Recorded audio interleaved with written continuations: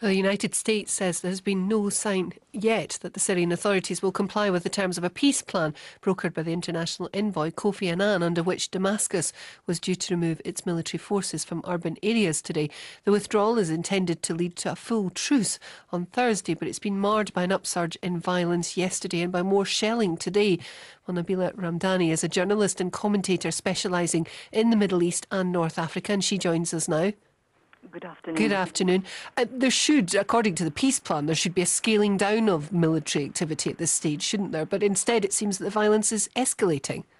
Yes, very much so. And of course today was the deadline for President Assad to abide by his promise to pull his tanks from cities and towns, but instead Kofi Annan, the UN representative speaking from Turkey today, said that the Syrian military is withdrawing from certain areas but moving to others not previously targeted, suggesting that the crackdown is still going on. And we've heard today that 45 people have been killed today alone, and 1,000 people are said to have been killed over the last week only.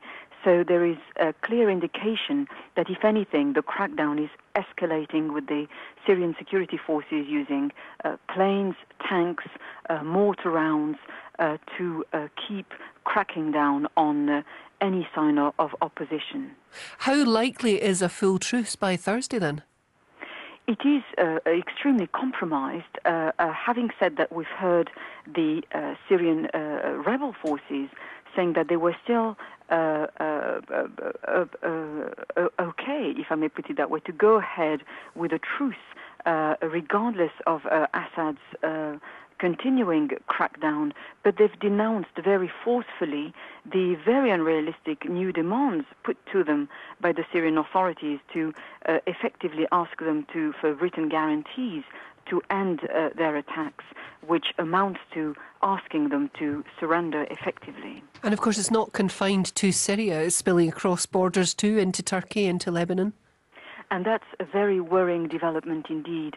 Yesterday there was a spillover of the crackdown in neighbouring countries such as Turkey, where people fleeing the country have been killed by Assad security forces, and indeed in Lebanon as well, where journalists were targeted by Assad's forces and a cameraman died. And this is very much in line with the Assad policy of targeting foreign journalists to make sure that the information doesn't come out of the country.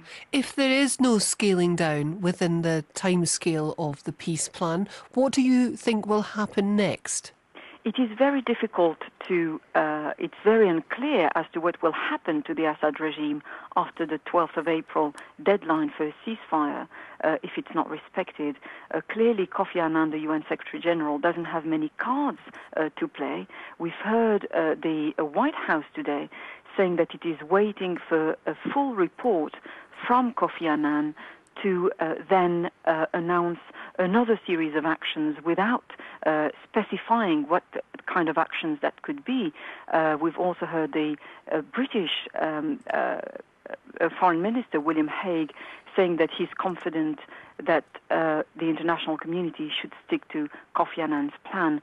So it's very unclear what kind of pressure can be put on the Assad regime to stick to the peace plan. Nabila Ramdani, who's a journalist and commentator specialising in the Middle East and North Africa. Thank you very much for joining us.